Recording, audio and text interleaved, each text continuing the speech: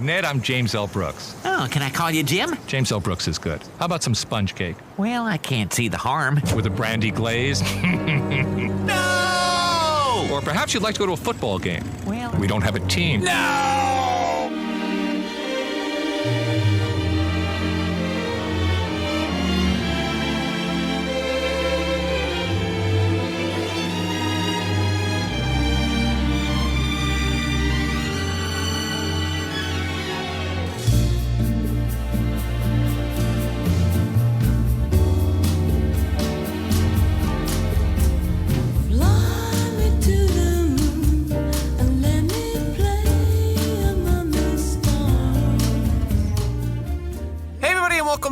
What the hell happened to them? Jack attacks the cast. That's right, Jack Nicholson this season. I am your host, Patrick Skeyhill, and joining me on the line is a man who wants to go to lunch, Joe Vekeman. I'm hungry.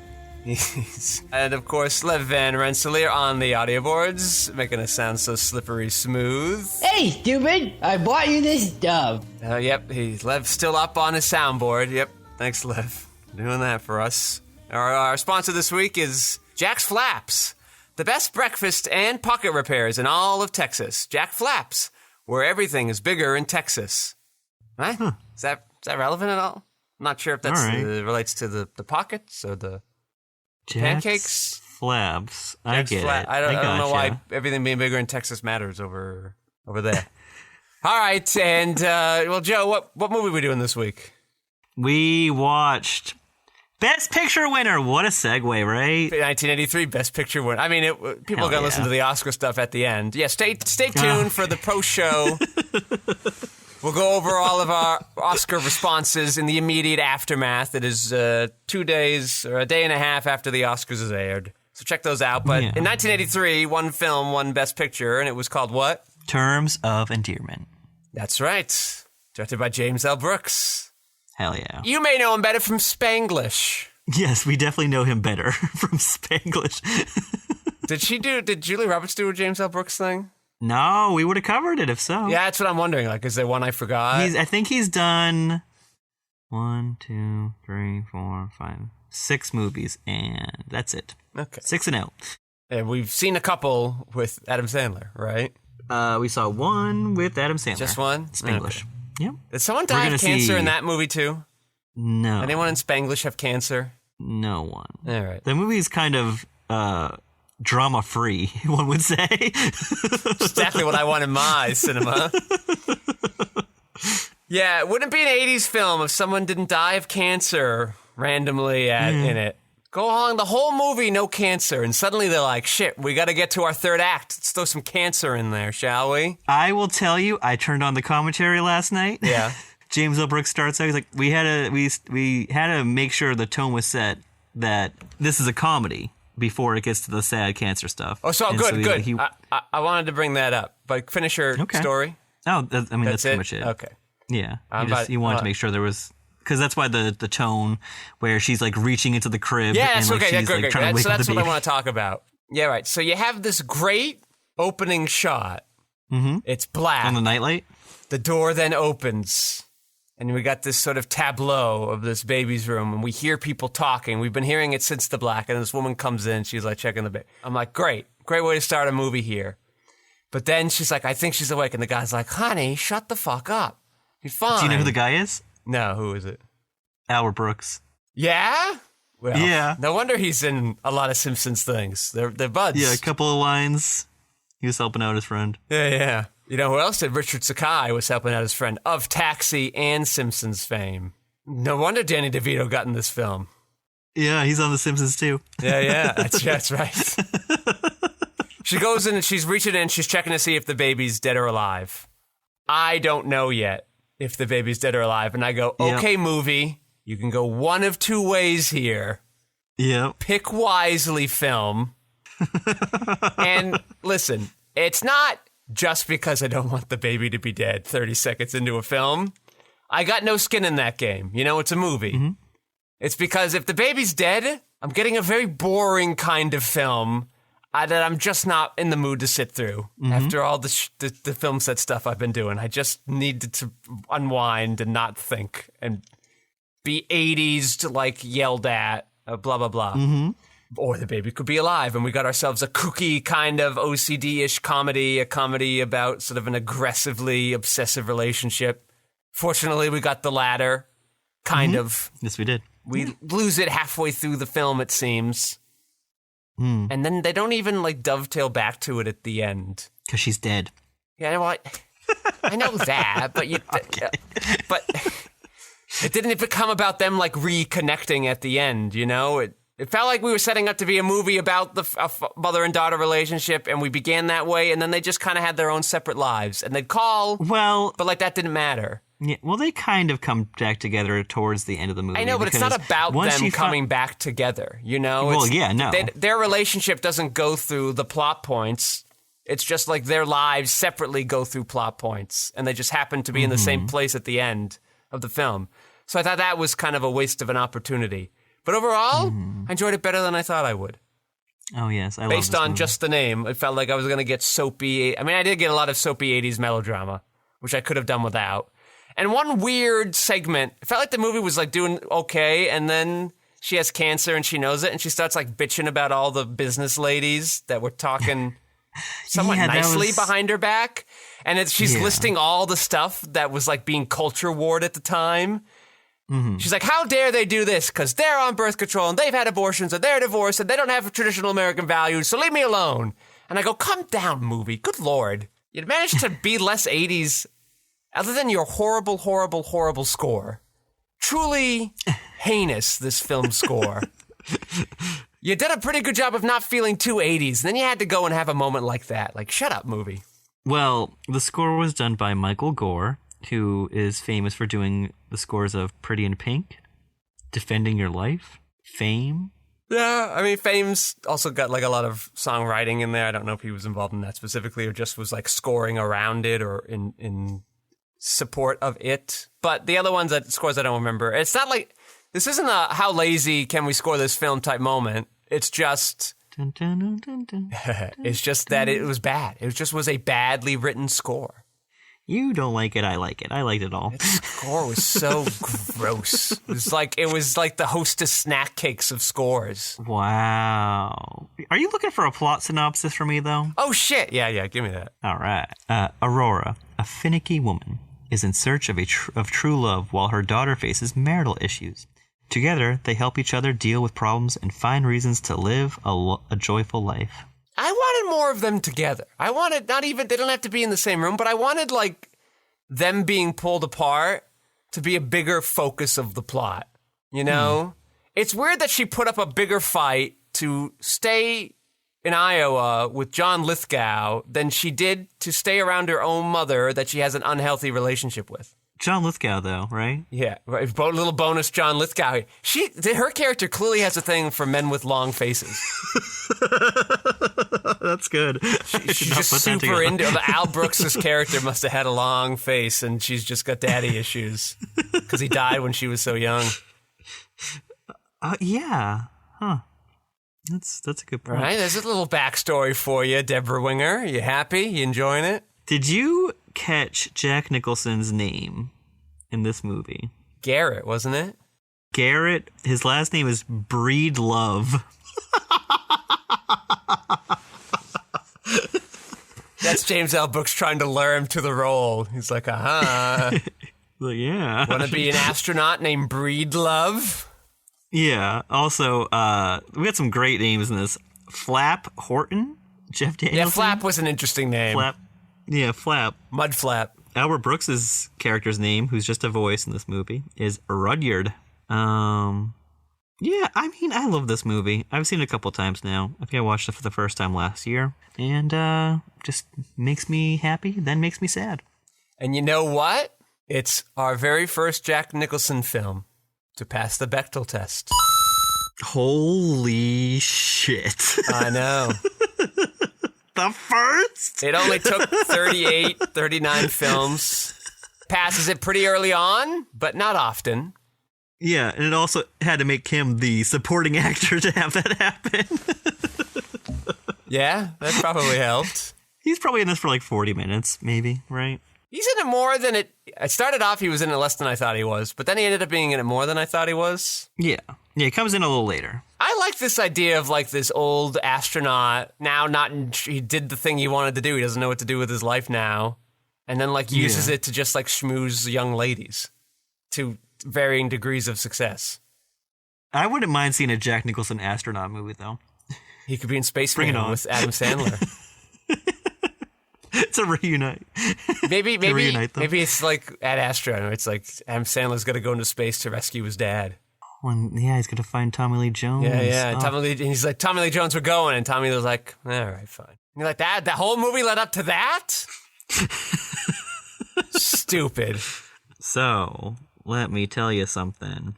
This movie was made for $8 million. Hey, Border Patrol, you could take a lesson from here, couldn't you? Yeah.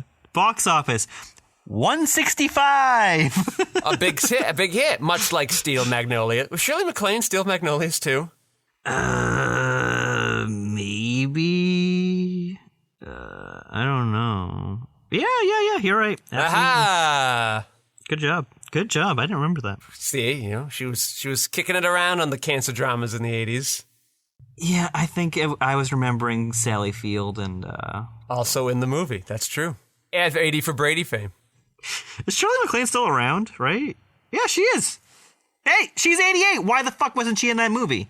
Couldn't fit her in. You only had 4 ladies. I mean, you said Rita Moreno was the best one, but she's 90-something. We could have used another 80 lady. Yeah, you don't get to play the role. You aged out. Did you know that Shirley MacLaine is Warren Beatty's brother? Did you say brother? Yes. Sorry. That's Warren Beatty's the brother. I'm reading it right next to each other. That's why. I just saw that. I was like, whoa.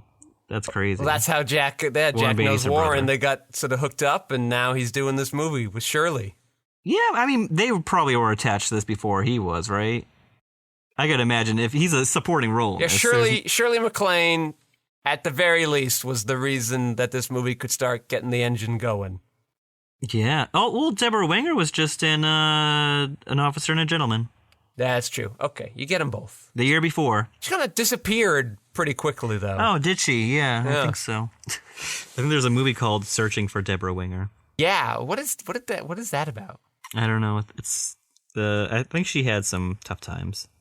Let's see here. This is the second highest grossing film of 1983. Behind what? It's Star Wars.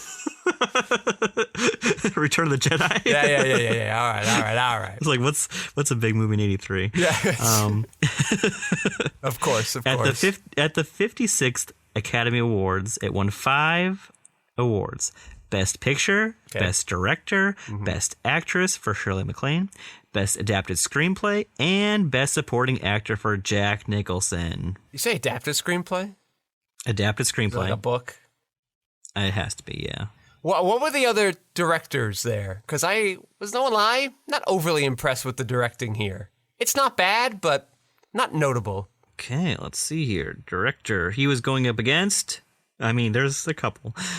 Bruce Beresford, Tender Mercies. Mike Nichols, Silkwood. I'm going to save one of them. Peter Yates, The Dresser.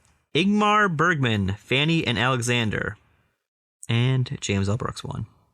So outside of Bergman, I've never heard of any of those movies. Yeah, that's why, So I can't waited for him. complain about James L. Brooks. And Fanny and Alexander is not one of Bergman's best, so fine. Oh, really? No, it's okay, but I haven't seen it. it's not peak Bergman. It's barely interesting. Not my cup of tea. I don't know what. Yeah, it's the fucking 80s, man. Good lord. Yeah, it was a tough year for Best Picture, too. I mean, I'm looking at it right now. You got Tender Mercies, The Right Stuff, The Dresser, and The Big Chill going up against Terms of Endearment. I mean, Chill. Yeah. Okay. yeah. I'm sorry. What is this Dresser movie? Apparently it's a big deal. Yeah, I'll look up that in a second. But Deborah Winger was nominated for Best Actress alongside Shirley MacLaine, but Shirley MacLaine took it. Yeah, that's fair. Against Julie Walters for Educating Rita, Meryl Streep for Silkwood, and Jane Alexander for Testament. Notice how small these categories are. Ah, So Jack Nicholson's winning his second award here, yeah? yes, he is, and he won it against Rip Torn for Cross Creek, Sam Shepard for The Right Stuff. John Lithgow. For this movie? He was in it for like 10 minutes. I mean, he's the supporting actor. Okay, all right. And Charles Durning for To Be or Not to Be. I think I know what The Right Stuff is, but what are these other movies? That's the space astronaut movie. I'll give you the adapted screenplays it was going up against for the fucking Dresser movie. Based on a play. Of course, Terms of Endearment, based on the novel by Larry McMurtry. Okay. And it went up against The Dresser, Betrayal, the Harold Pinter play, Educating Rita, the play by Willie Russell, and Reuben, play by Julius J. Epstein, based on the play Spofford. It's crazy. Those are all plays in one novel. All plays. What a development strategy has very, very much changed since then. Oh, absolutely. Fanny and Alexander won Best Foreign Language Film, though. But you don't get to do both. Oh, sorry. It wasn't Best Picture. It's Best Director. That's fine. Yeah, no. That's fine. Yeah, just director. It's about to repeat my tangent from the little Oscars post-show thing. So stay tuned for that, everybody. You'll figure out what that's about. I mean, kind of a weak year, so I don't know. I haven't seen many of these movies, but I mean, I haven't really heard anybody talk about these movies either. Yeah, a little cultural footprint left by this year, right, Lev? Crap. Yeah, that's right. It is crap. I mean, I've heard of Terms of Endearment. I've heard about it for a long time, and I finally watched it, and I was like, good movie. Great movie. For some reason, Danny DeVito and Jack Nicholson are like off in a corner, and they like start talking with each other, and I go like, that really happened. They just were on set. They're just hanging out. They wanted to talk to each other. The camera happened to just like point over there when they saw that was happening. Like, let's grab this. And they're just talking about going south and Cuckoo's Nest. Yeah, and they're like, I'll see you in 10 years for another movie I'm cooking up, okay? Yes. DeVito's like, hey, you think you're going to win an Oscar for this one too? I'm your good luck charm. He is. Yeah. Yeah, it was, everyone loved it. Good movie. Yeah. Roger Ebert. Roger. Roger. Roger.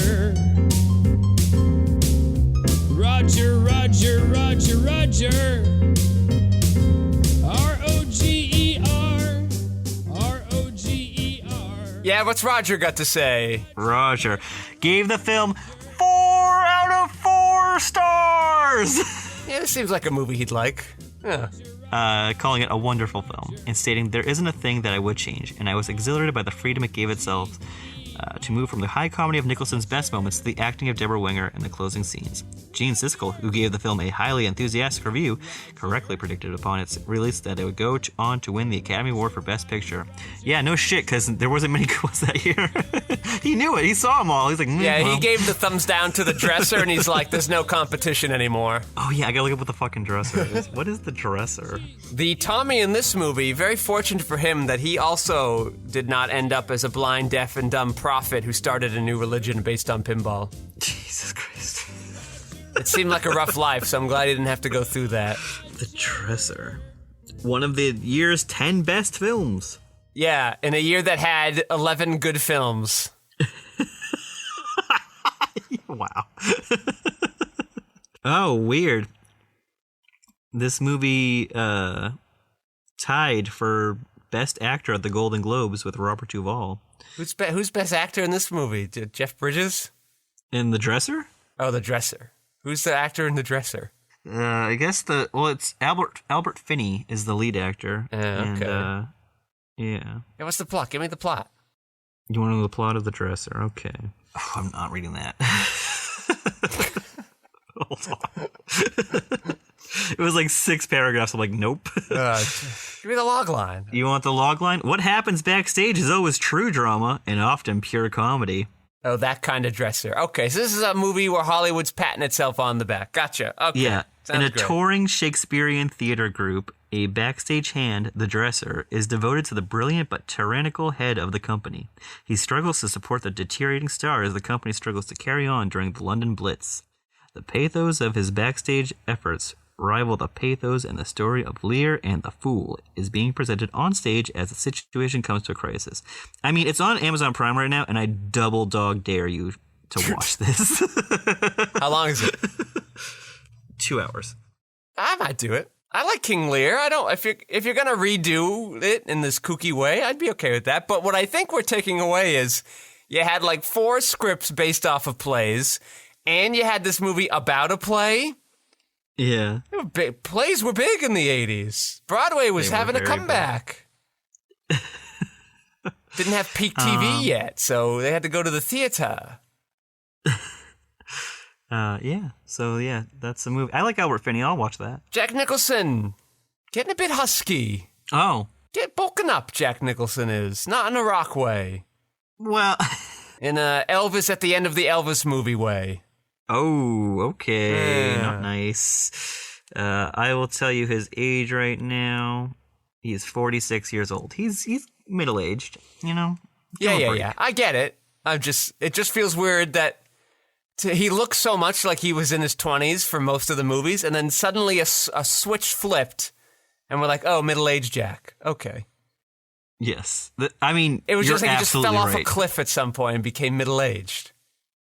Well, I mean, yeah, I mean, because the Border he's in pretty good shape. Yeah. Right? He looks pretty great in that with his mustache. Something happened. Didn't I call the Border peak Jack Nicholson hotness? And then it's the same, the year after. Yeah. He's like, nah. Yeah. So I don't have to try. Did something lasagna. happen with Angelica Houston or like what? Something's gone down. Oh. And this is something to look into. He is not taking as good of care of himself. So, Shirley MacLaine said Jack Nicholson would do crazy things on the set, like show up practically naked. Well, he was a nudist at the time, you may remember. A lot of the scenes were improvised. I would say if you show up to naked on set now, that's a problem. Well, you got the intimacy coordinator for that. Okay. He didn't show up naked. He showed up practically naked. He's like, I'm going to get changed into costume anyway. Why am I showing up fully clothed? Yeah. Here's some information on Deborah Winger. Deborah Winger behaved erratically on the set because she was fighting severe cocaine addiction. At one point, she and Shirley MacLaine got into a shoving match, which would also probably be like, well, let's keep their scenes apart. Yeah, I guess that had to change some of the script. Yeah, a little bit probably. I see a bit of the cocaine influence. I looking back, I can see what they're talking about. Yeah. This is the second time I've watched it now, and with that knowledge, I mean, I get it. She's got so much energy for a lot of this, and I love what she's bringing. But yeah, it's because just, there's a very boring way to do this part, and the energy it brought actually made it feel less stereotypical, so it felt refreshing a lot of the time. But I feel bad now that she was addicted to cocaine, that I enjoyed it. Yeah. Like when she's like, when they're like right at the beginning of the movie, like when she is with Jeff Daniels and they're like in their like weird like house with all the books in it and they're like getting ready for their honeymoon and everything. Yeah. And like she's like looks so sick and she's got like a runny nose and they're like, she's just like kissing him. Yeah. And he's just like, he's just into it. But she's also just like, so goofy. She's like a little kid in it. Yeah, she's really, but that's why I think it was the character, right? Because she, in theory, has this stunted growth from this overprotective mother. Yes, would make total sense. But even the scene where she's like getting high the night before a wedding with her friend, I'm like, too much energy for being high. Way too much. What are you doing? Why are you laughing at weird? All right. Let's see here. I got some other stuff for you. All right, but you know what I will say for Deborah Winger is I appreciate she also had a tough time telling apart somebody from Mary Martin. She couldn't tell the difference between her and Ethel Merman. And I go, I've been there. I understand. It's right at the beginning too. I thank God Shirley MacLaine said her character was originally from Boston because it cleared up a lot of the crabbiness already. Wow. Immediately I go, oh, okay, I get it. Mm-hmm. This feels very Boston. Shirley MacLaine and Deborah Winger were both nominated for the Best Actress Oscar, which went to MacLaine. On her way to the podium, she reportedly whispered to Winger, "Half of this belongs to you," to which Winger reportedly replied, "I'll take half." The character of Garrett Breedlove does not appear in the novel and was written specifically with Burt Reynolds in mind. Reynolds loved the script, but was already committed to star in Stroker Ace. Bet he regrets that. Could have got a fucking Oscar. It feels crazy that Jack Nicholson's character was not in the novel. What's the mother doing if he's not in the novel? Well, I don't know. Like, what are those chapters about? Is it only about Deborah Winger's character in the novel?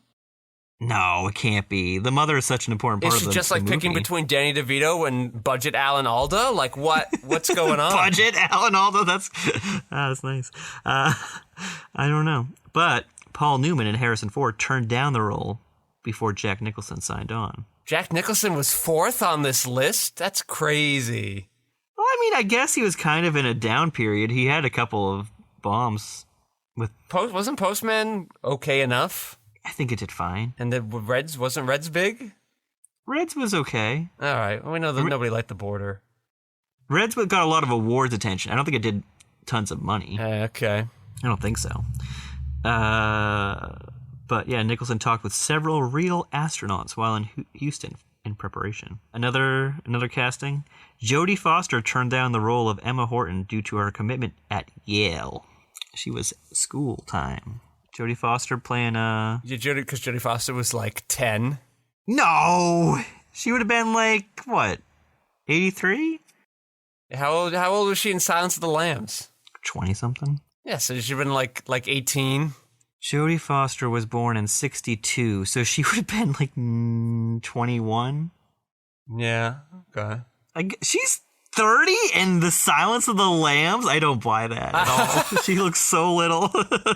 Well, that's good directing. That's why Jonathan Demme's winning some awards. The Jack Nicholson character seems pretty important to half of your storyline, and it wasn't in the novel? I'm a little impressed. I know, I'm impressed. Is crazy.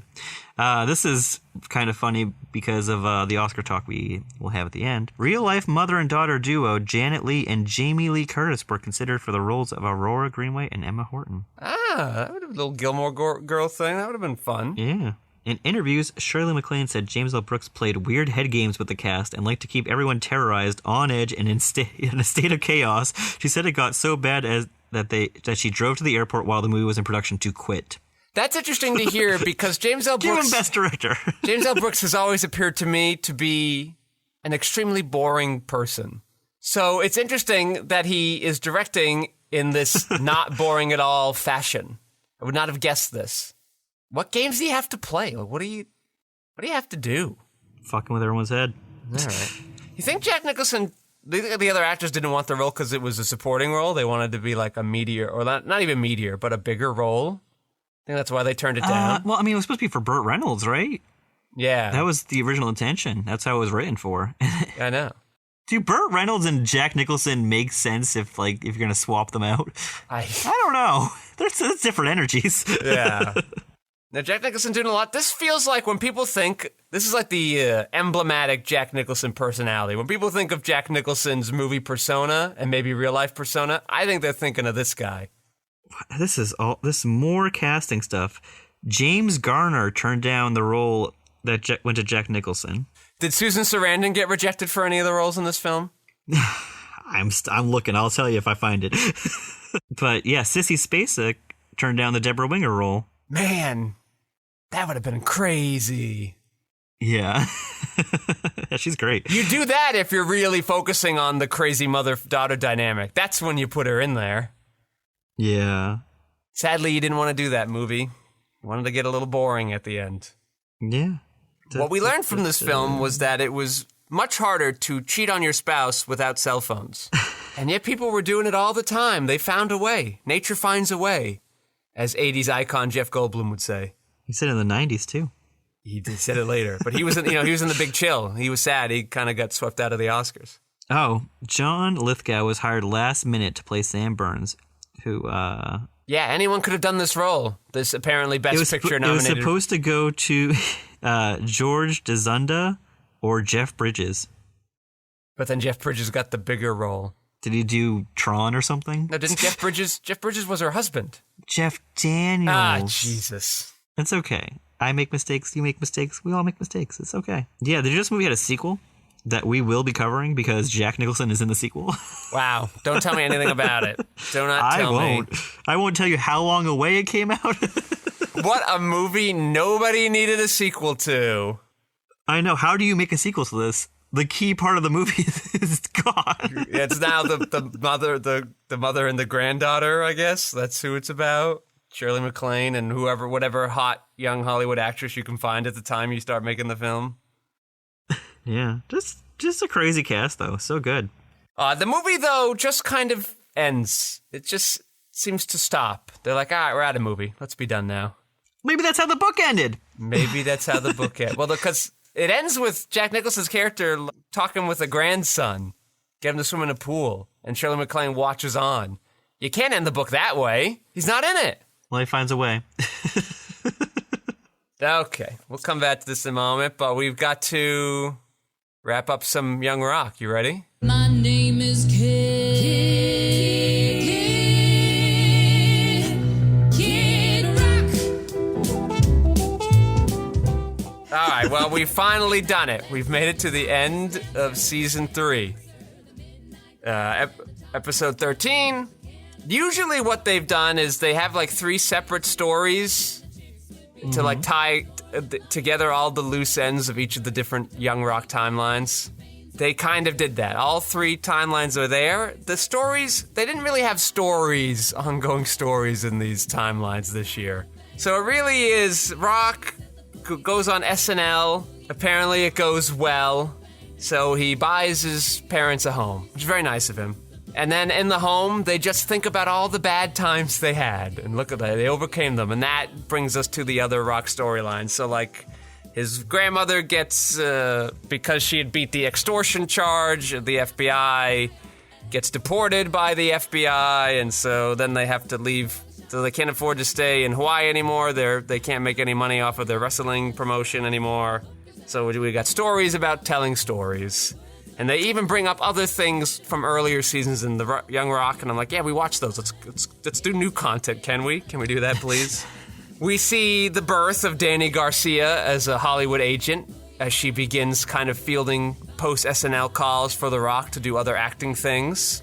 Wow, we got a spin-off series coming. Yeah, maybe we do. They get evicted from their apartment, so that's why they move to Nashville. He meets up with Hulk Hogan. Hulk Hogan shows up as, at the time, the only other wrestler to host SNL. And The Rock's like, wow. I think maybe I want to do some of this acting thing. And Hulk's like, well, let me tell you, I've been there.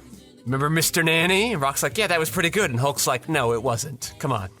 Okay, I'm glad you can recognize that. Yeah, but I did like Gremlins too. And we're like, all right, I'll calm down. All right. But anyway, he encourages The Rock to pursue acting because you never know how long you're going to be in wrestling for. You're one injury away from a career ending, or somebody might come along that they like better than you, and nothing's for certain. So go into the very steady business of Hollywood acting. You know, like your joke. Pull an Eric Roberts and just do it all the time, I guess. But then he's getting ready for WrestleMania, and all of a sudden somebody comes like, hey, look, your girlfriend Dani, who's secretly your agent, sent you the script. And he pulls it out, and it's for The Mummy Returns. Oh, boy. And they even took a clip from it and put the Young Rock actor's face on top of Dwayne Johnson's face from The Mummy Returns. And he's like, but I'll save that story for another day.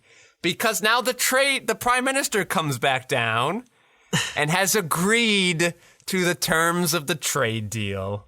For the coffee? For the coffee. So America can finally have coffee again. Oh, and everyone And rejoiced. she's like, tell me more mummy stories. And he's like, another day, Prime Minister. It's more of a Scorpion King story. And so then he and Randall Park are leaving. And The Rock's like, you know what, Randall? This got me thinking. Being back in politics, like, I want to get back into the arena again. And Randall Park goes, oh, you're going to run for president again? And Rock goes, no, I'm going to start my own country. And then the episode's over. Oh, no. But you know, it's so ridiculous and obscene. That feels like a joke on The Rock and his egomania. So I at least appreciate the show kind of nodded or winked at that. Okay. I will say. I don't think...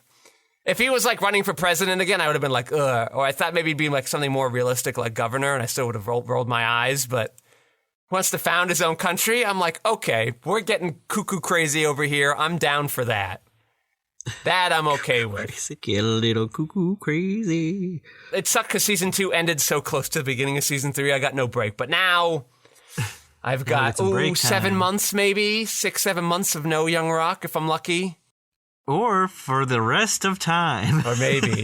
There was a lot about this episode where I thought, like, if they ended the series here, they seemed prepared for it, is what I'm trying to say. They could go on if they're asked to come back, but they kind of knew, like, this might be it. So let's try to, not that it made it a good episode, but it felt like they were trying to wind things down and set up the next stage. Speaking of The Rock, we've got to do a little XFL talk.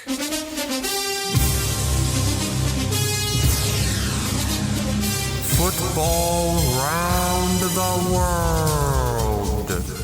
All right, we missed last week too because we had the short week, but St. Louis Battlehawks last week, week 3, finally met their match and got defeated by probably the best team in the league. They were in it a good chunk of the time. It didn't feel like they were going to lose. It almost looked like a last-minute miracle could occur, albeit improbably, but that's been their specialty. But then they didn't. It's fine. It was their third away game. It was a really good team. They weren't always going to have it. But in a rematch, I wouldn't assume they were going to lose again. But it was DC Defenders, so we got the return of the beer snake. It was great. It was exciting. Hell yeah. Got to see it live. But anyway, this Sunday, I had to check it out in between shots going up. I'm like, oh, what's the score? What's going on here? They played, I forget who they played. Houston Roughnecks, maybe, or the Renegades, one of the two. And it was their home opener. St. Louis, the Battle Dome, finally got to have the Hawks play there to a home crowd. And it was sold out, Joe. What? 38,000 fans packed the Battle Dome. I didn't know 38,000 people knew about these teams. Yeah.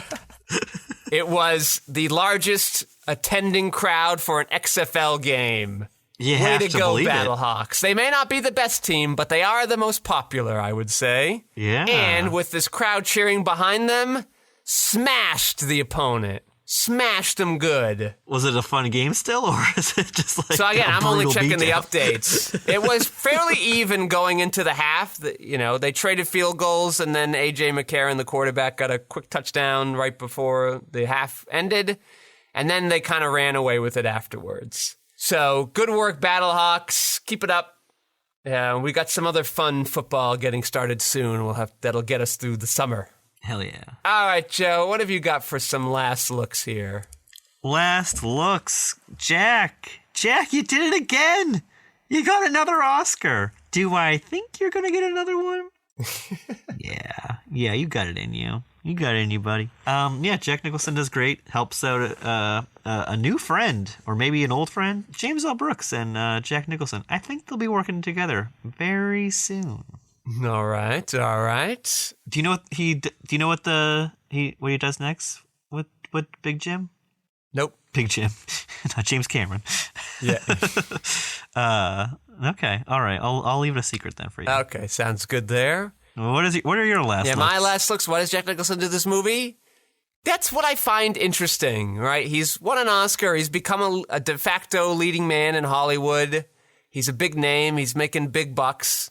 I like that he would take this role where he's not the star, where he's not in it all that much. This role that didn't exist in the book, that was written for someone else. And it really felt like it was written for him. He really made it his own. I like that he did research with a bunch of astronauts, even though that doesn't really come up. Like a lot of actors would have just ignored that part of it. But I think it gave him that little monologue he has about like, why aren't all the astronauts getting into the room together, comparing notes? That feels like an interesting ad-lib he got from talking with the other astronauts. So he's really bringing his all. He's willing to take less to do this movie that he thinks had a good script, I guess, and obviously he was rewarded for it. So good work, Jack, in being a team player here. A lot of actors would have let it go to their heads and wouldn't have done a film like this, wouldn't have wasted their time, they'd think, but good work. Yeah. All right. Exciting. Well, I'd like to thank our sponsors, Jack's Flaps, my Am I saying this right, Lev? Jack's flaps. He's got the flaps. He's repairing them because his pocket repairs, right? Yes, Jack's flaps. The biggest flaps in Texas, I guess. It's, so it's the pockets. It's not the breakfast, right? Yeah? Okay. Yeah. Go there, get your pockets repaired. I hate it when my pockets rip in my coat and my pants. It's a pain in the butt. I love pockets. Pockets are my favorite thing in an article of clothing. I love storing crap everywhere. So definitely go to Jack's Flaps. I'd like to thank Lev Van Rensselaer for minding those audio boards and helping us sound terrific today. He's got a little bit of bonus content with the Oscar stuff, so thanks for sifting through all that for us. I'd like to thank my co-host Joe Vekeman for stopping by this week. Thank you. And I am your host, Patrick Skeyhill. You may find my features, documentaries, short films, video essays, animations, behind-the-scenes footage, and so much more at QuixoticUnited.com and social media, presumably with a similar sounding name. Thank you all for listening, Joe. Say goodnight. Good night. Please be true. In other words, I love you.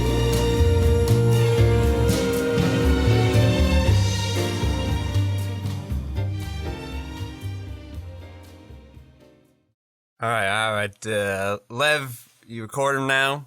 We can go in. All right. So this is our yearly Oscar spot. I have done the impossible, and for 24 hours, 36 hours now, stayed away from all Oscar news, which is a lot harder in my day-to-day life than you would think. You live in Yeah, it's the hard over Hollywood- here. All the places online I usually go offer news. I had to stay away from those. All kind of whatever communicative platforms I had to stay away. I couldn't risk talking to anybody yesterday for fear they would blurt out something.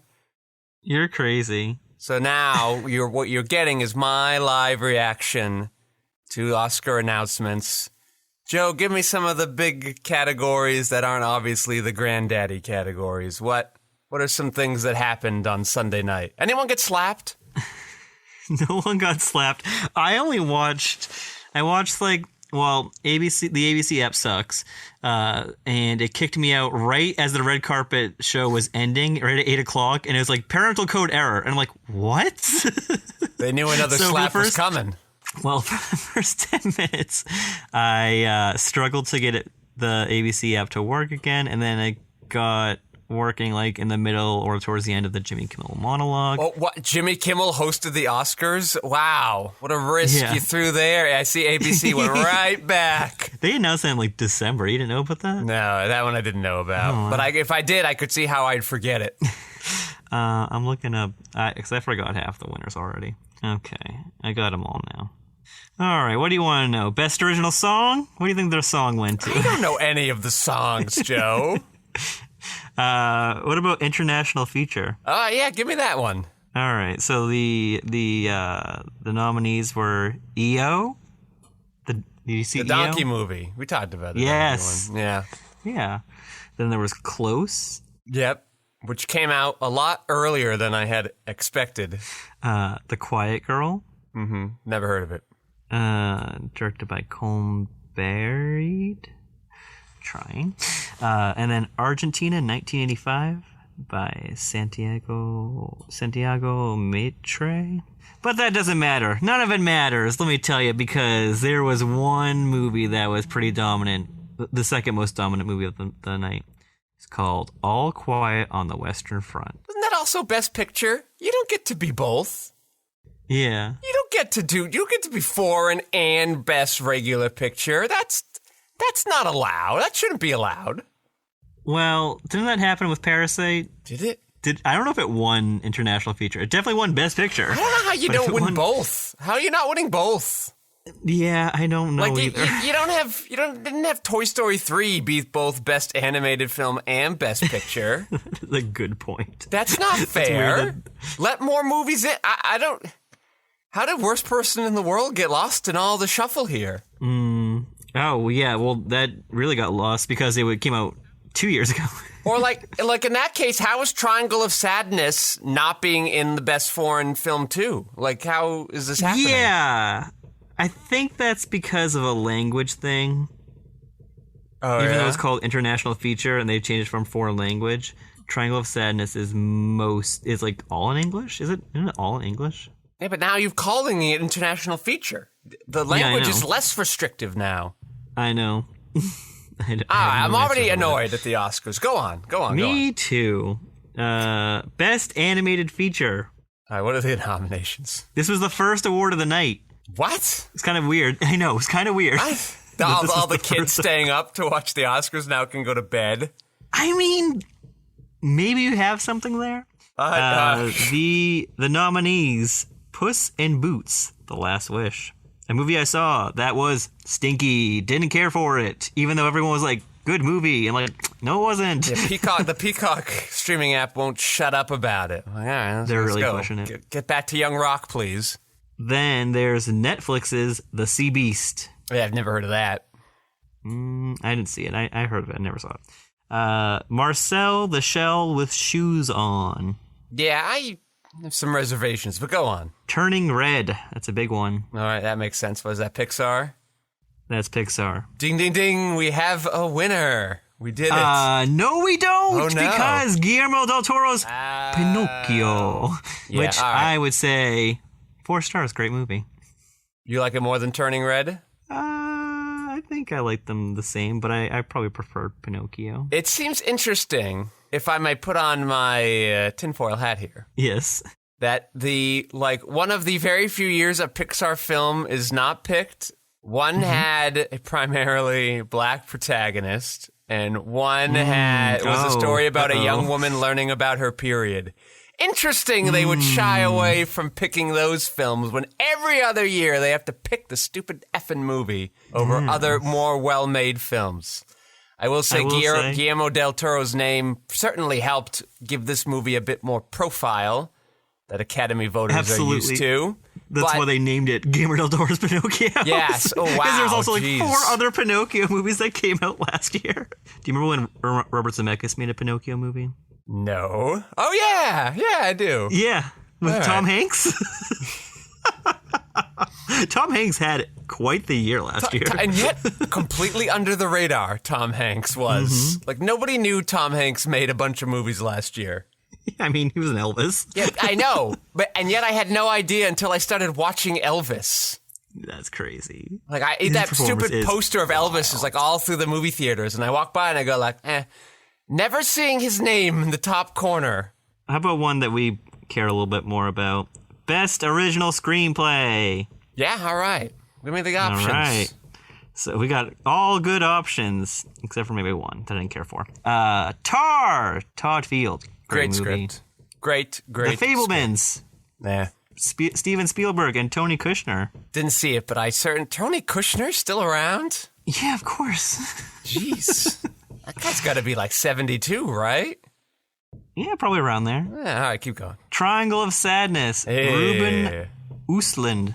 As everyone in the Academy was saying the other night. Östlund. It's not Ostland. I said Ostland for so long. It's Östlund. I felt like an idiot.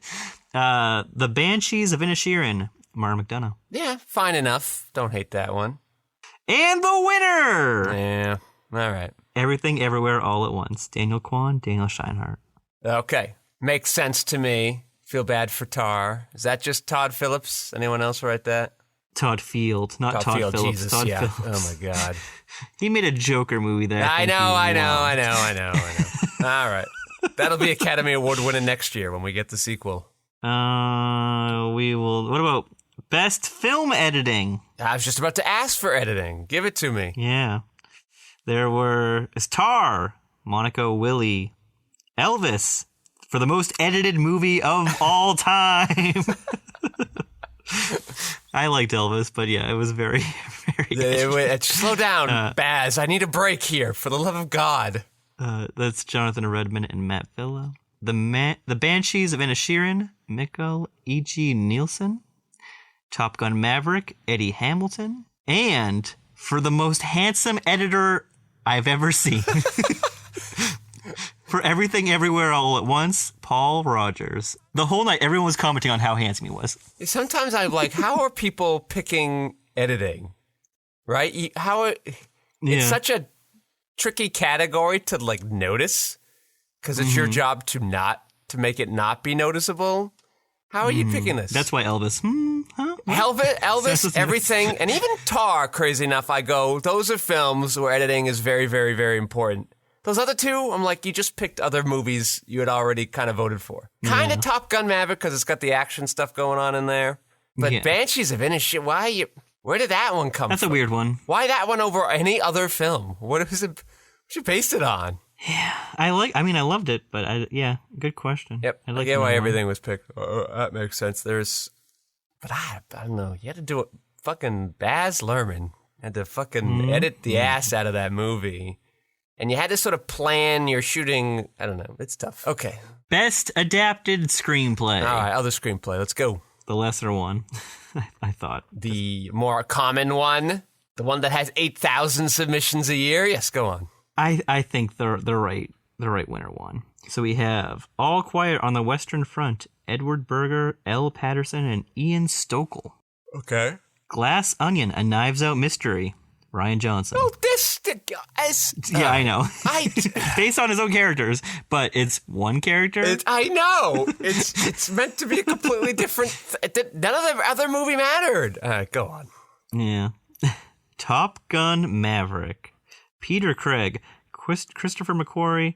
I'm trying to get all the names. I'm gonna... Sorry. Those are the first two. I can't read the There's rest. too many, I know. It probably had 10 drafts. It cuts off. Yeah. Living, Kazuo Ishiguro. And the winner, Sarah Polley for Women Talking. Best adapted script, you say? Mm-hmm. All right. You had saw this movie recently, you said, right? Yeah, I saw it. You didn't like it? 2 days ago, 3 days. I thought it was fine. I just was like, eh. Why is Frances McDormand in that movie? Does she have some favors?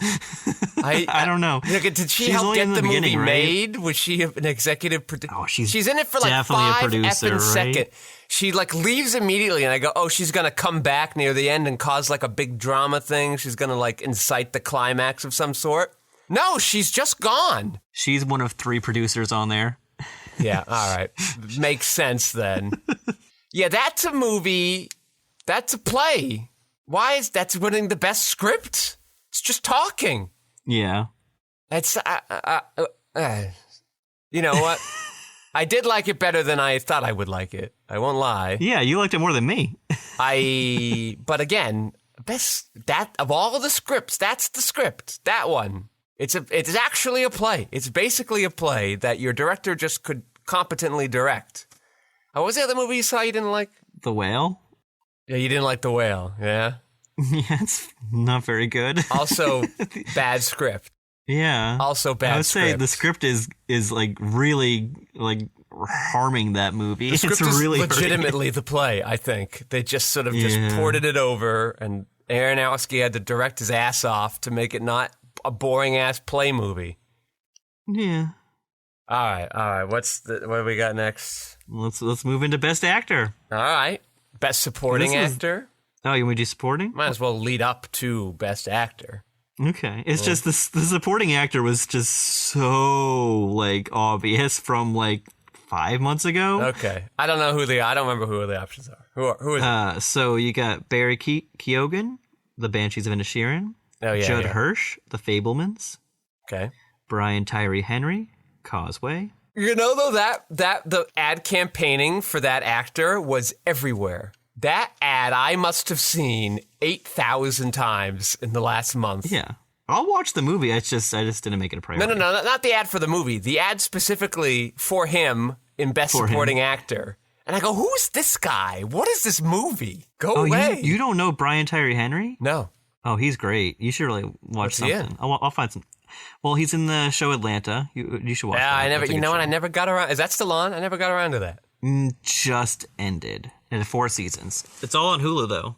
Yeah, I know. FX is good about that. All right. Go on. Check that out. He's really good at that. Then we have Brendan Gleeson for The Banshees of Inisherin. Okay. And your winner, Kiwi Kwan.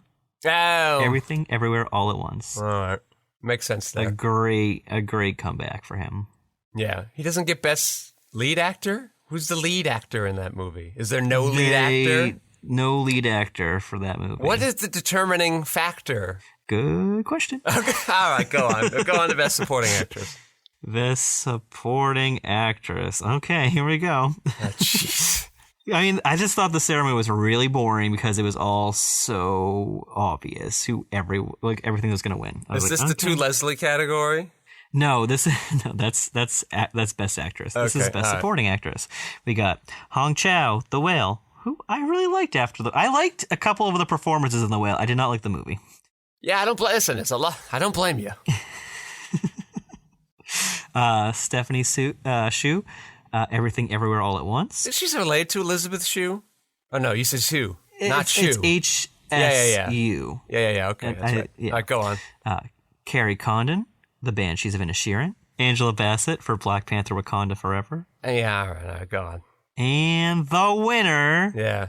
Jamie Lee Curtis for Everything Everywhere All at Once. What were the other movies? That were nominated? There was Whale. There was The Whale, Everything Everywhere All at Once, and The Banshees of Inisherin, and Black Panther Wakanda Forever. I think you've seen all these movies. I have seen all those movies.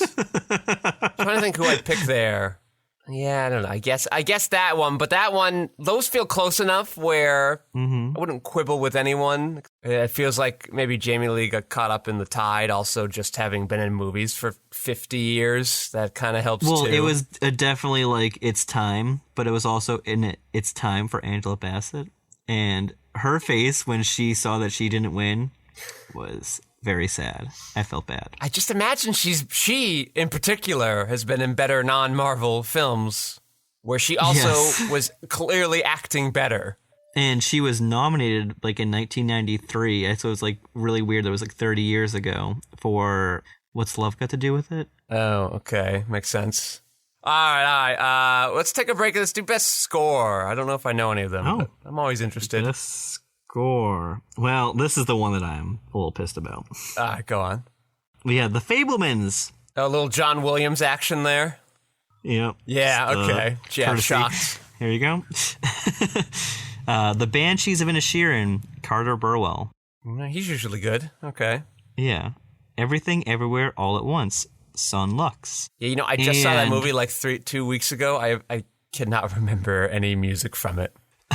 I mean, I don't remember too much either. Justin Hurwitz for Babylon. Oh, I wouldn't have hated if that one won. The score's the only thing I liked about the Neither movie. would I. That score's pretty And the catchy. winner, Yeah. All Quiet on the Western Front, Volker Bertelmann. That feels like a movie that wouldn't have a lot of score. Is there a lot of score in that movie? I've only watched the first 5 minutes because I was like, eh. But And Mr. Jeremini will be disappointed. I'll watch it. I always watch every Best Picture nominee. But I just was like, it's 2.5 hours of a German war film. I don't know. Ooh. Just didn't really want to watch it. Mr. Jeremini's going to come at you for that take next time he's on. But yeah, I heard the score was meh. But yeah, I don't know why Justin Hurwitz did not win that. That is kind of a Maybe it's shame. just people forgetting about Babylon, moving on from Babylon, and All's Quiet already had a buzz to it.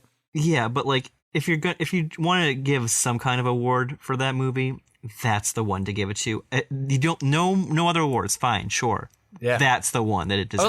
Why I is, thought that as score much was as I didn't like incredible. Babylon, like that maybe could get an editing one over Banshees. But editing's sort of a bigger yeah. part of that movie, too. Yeah, That's where a lot of the juice and energy comes. Banshees. the Hello College scene. That's Yeah. Like, even the first 20 minutes, it's sort of nonstop. Like it's just going and going. Mm-hmm. I think it paces a little better than Elvis too. It lets you take a goddamn break and go breathe, and take a piss and shit. All right, take a piss and shit. and too. shit. All right, best lead actor. Oh, best lead actor. Here we go. Yeah, We had Paul Mescal for After Sun. Did you see After Sun? I did not see this movie, but it was at the theater. I wanted to go see it, and then I think some project came up, and I had to go do that instead. I think you can rent it now for like Okay. $5. It's worth watching. I really liked it. Bill Nighy for Living. Oh yeah. Just a weird nomination. Not I don't- surprised he lost. Yeah. And it's not his fault. It's just that a movie that just is just under the radar. Nobody knew it was there. Yeah. Colin Farrell, The Banshees of Inisherin. Okay. And I'm not going to list the last two because I want you to guess. Well, who are they? Well, guess who they are? Well, guess who won the Elvis award. Guy is one of them. Uh-huh. What other movies did I see? It's a big one. No a big pun one? intended. No pun intended. Oh, Brendan Fraser. Yeah. Yeah, okay. It's the... Guess which one of them won? That's a tough one. Because Brendan Fraser's I got know. the comeback story element that Hollywood loves, but Elvis Guy's got But Austin Butler's got look and mama. sound like a person that I know, and so I have something to compare it to. Yeah. My guess is... I know. Elvis Guy? Hollywood does not like to reward young men. All right. Brendan Fraser won. Fat Brendan Fraser. Okay. Don't hate it. Yeah. Don't hate it. Didn't see After Sun, so I don't have the full comparison, but I don't hate that one. Any Yeah. problems I had with the acting, his acting was due to the script, so. Absolutely. I thought he was the one thing in that movie that I was like, okay, him and Hong Chow. I was like, okay, this is my way to finish this movie. Yeah. Because I like them in it. Best lead actress? Let's go. Another crazy nomination. Besides Andrea Riseborough for To Leslie. Did they make jokes about that at all in the evening? I mean, I don't remember. I said I turned it off after a bit because once I got... So the first three categories were Best Animated Feature, Best Supporting Actor, and Best Supporting Actress. Oh, they're hiding all the boring stuff in the middle? Yeah, so that's when I tuned out. And then I came back in around like 10:30, You're like, best and I was sound like, mixing. The best sound design. And you're like, what's the difference? And, "You say well, they're one category now." oh my God. Yeah, they mixed them together. That's insane. That sucks. You assholes. Feel bad Just for the move one of them people who into were your nominated. weird technical ones, the ones you show during the day that nobody watches. Yeah. You just gotta It's funny combine that you- them? You jerks. Yeah. At 10:30, I tuned back in, and they were giving best sound editing to Top Gun Maverick. Yeah, fine. Shocked. All right, so To Leslie is whatever. Andrea Leslie, Andrea Riseborough. Riseborough. Who else? Ana de Armas, Blonde. Did you see Blonde? Didn't everybody hate this movie?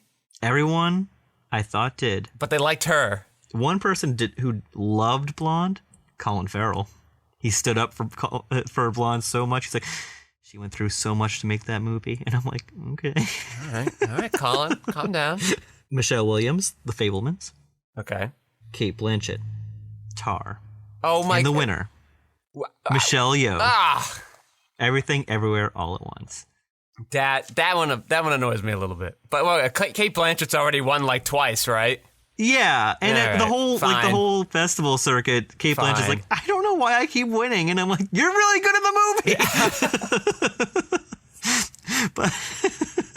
But she was like, I think Michelle should win some things, and I think people started to like feel bad. Yeah. But also, Michelle Yeoh is really great, and it's like this. It's like a career achievement. Also, like she's done so much. Yes. That's incredible. so fine. I get it, but good lord, Kate Blanchett's at like the top of anyone's I know. craft, male or female. I know. Like so. All right, go on. Let's go. I would say you take 94 out of the 95 years against that performance, and you'd be like, okay, well, we know who was winning. All right. Let's do cinematography. Let's do that one. Cinematography. Oh God, I was completely tuned out at this point. So you have Tar, Florian Hofmeister, Okay. Elvis, Mandy Walker, Bardo, The False Chronicle of a Handful of Truths. That came out that last year. Yeah, Bardo. That came out The like Iñárritu film. yeah. It just nobody talked about it at all. Yeah, no, because I heard it was bad. I did not see it. All right. Well, if your titles It's 3 hours long. if your titles could be like less than 3 words ever, maybe we could stand out a little more. Yeah, I mean, the whole thing was people were like, this guy is too into himself. Like, Okay. Oh, but when Steven Spielberg does it, it's okay. All right. no, I see. no. You know how many Oscars The Fablemans won? A goose I know, egg, but baby. and yet everybody knew it was there. Yeah, well, I mean, it's Steven Spielberg. Yeah. It's Iñárritu. He won like Best Director 2 years in a row, like 5-6 years ago. Wasn't that long ago? Egregious. It's terrible. So bad. All right, go on. Roger Deakins, Empire of Light. Yeah, I'm shocked. All right, go on. Yeah, keep going. Did you see Empire of Light? No, no, and I don't think anyone would have if he weren't a cinematographer on it. No one saw that movie. Another movie that was like, eh. Yeah, it's the Meryl Streep effect. Let's just name the guy we always name. Although he's only won once. Yeah, but Meryl Streep's only won like 3 times, right? But she's nominated like 40 times. Yeah.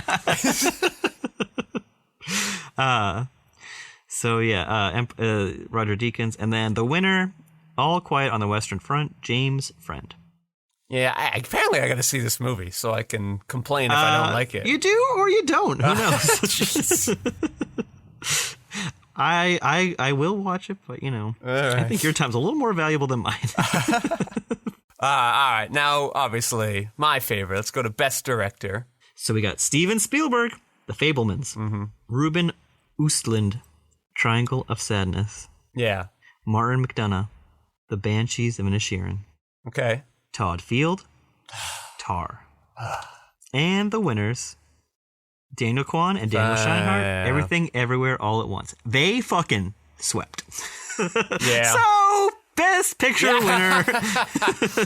I'm not going to go down the list. It's Everything Everywhere All at Once. Okay, good for them.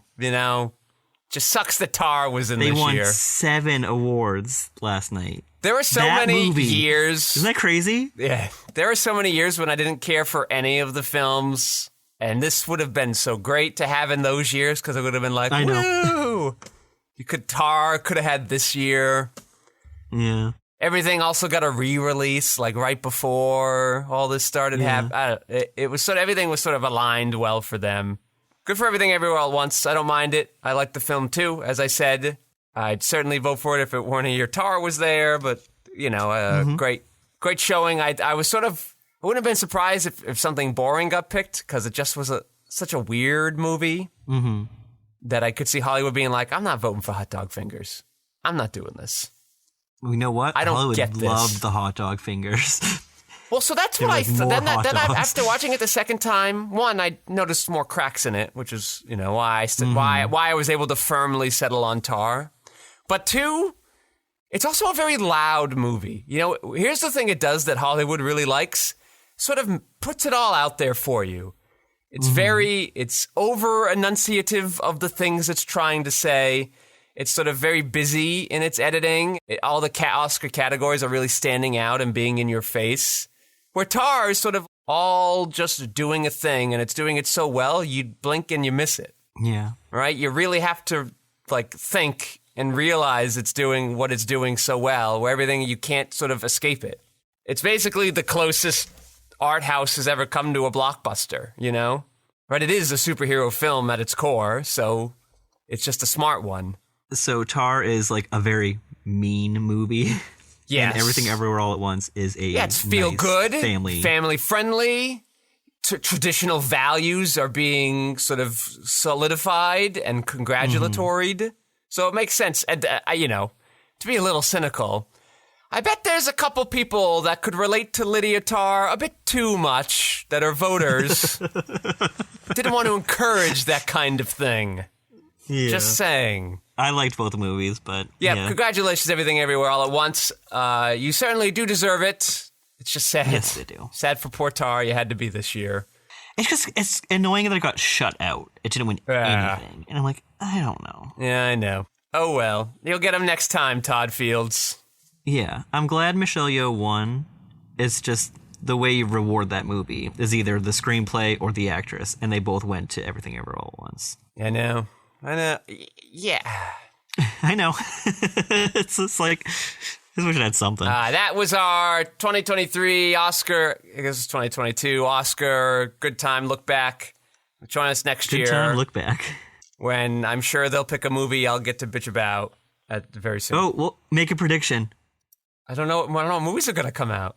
Well, I'm going to say the Scorsese movie is going to get shut out again because he'll get a lot of nominations, get shut out completely. That's my pick for Killers of the Flower Moon. When's it going to come out? I think it comes out in September. Oh, good. It's got a Venice festival debut, I believe. You ready for this one? Adam Sandler wins for the Spaceman movie. I'm going to say he's going to win for Spaceman and Murder Mystery 2. The rare double Oscar give. It's a tie. Adam Sandler tied himself. They really owed him for Uncut Gems. That's why I think he could win.